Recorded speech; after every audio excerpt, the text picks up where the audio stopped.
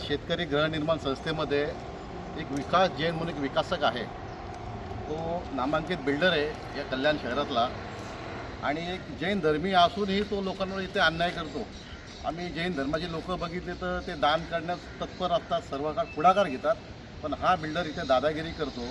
इथे जी गोलपनगर म्हणून हा एरिया ओळखला जातो, इथे जे स्थानिक रहिवासी हे कम से कम 30-40 वर्षापासून इथे, आता ही एक बिल्डिंग आहे, इथं 8 वर्ष त्या बिल्डिंगला कंप्लीट झालेले आहेत आणि हा बिल्डर इथे बाउन्सर आणतो आणि ह्या लोकांवर दादागिरी करतो. जे लोक राहतात त्यांचे ग्रिल तोडतो.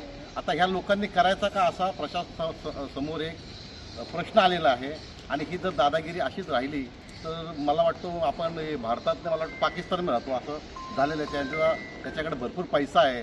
तो पोलीस असतील, काही प्रशासनांना सगळ्यांना मॅनेज करतो. कारण हे लोकांमध्ये पोलिटिशियनला गेले, पोलिटिशियनला पण यांची तक्रार घेतली नाही. मग याच्या मागे आहे कोण हे आपण शोधून काढलं पाहिजे.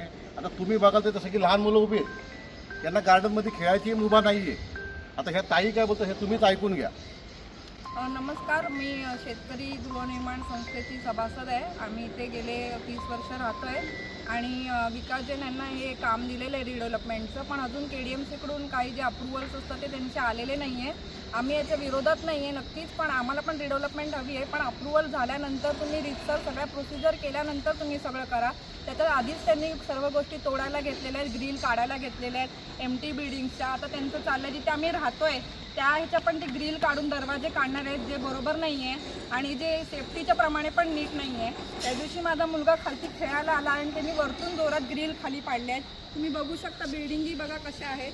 वरतून जोरात ग्रिल खालती पाडतायत, नीट पद्धतशीर पण काढत नाही आहे. लहान मुलांना सुट्टी पडली आहे, काहीकांच्या एक्झाम पण अजून चालू आहेत एप्रिल महिन्यातल्या, पण त्यांचं जोरजोरात आवाज आणि काढण्याची पण पद्धत नीट नाही आहे. तुम्ही सेफ्टी प्रिकॉशन्स घ्या आणि नंतर करा.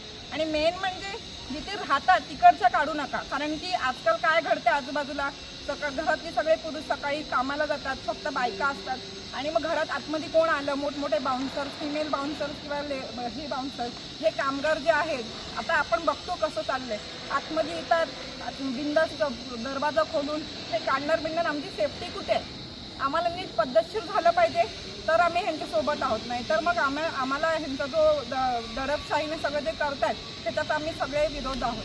बघा, मी गावावरून परवाच्या दिवशी आले, पोरांनी माझ्या फोन केला, आजी तू ये, आमच्या बिल्डिंगी तोडायला घेतल्यात. मी तशीच निघाले ना आले, इथे जवळजवळ मी 7:45ला आले. एवढ्या लांबून गावावरून पोरं रडायला लागली. तर मग हे मनमानी कारभार असं कसं चाललंय यांचं? शेवटी कमिटी जबाबदार आहे ना, काही झालं केलं उद्या तर कोण हे करेल? आता माणसं कामाला गेल्यानंतर माझा मुलगा जर कामाला गेला आणि ती बाई एकटी घरात असली तर काय करेल?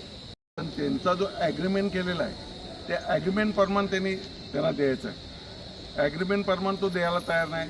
आधी पहिला त्यांनी प्लान पास करायचा आहे, त्यांनी प्लान पण पास नाही केलेला. प्लान पास केला असता तर त्यांचा विरोध आहेच नाही, पण ती बॉम्बसर आणून त्यांच्यावर दादागिरी करतात हे चुकीचं आहे. हे कधी आम्ही खपून घेणार नाही. आम्ही इथले नगरसेवक आहे, आम्ही त्यांच्या बाजूने उभे राहणार.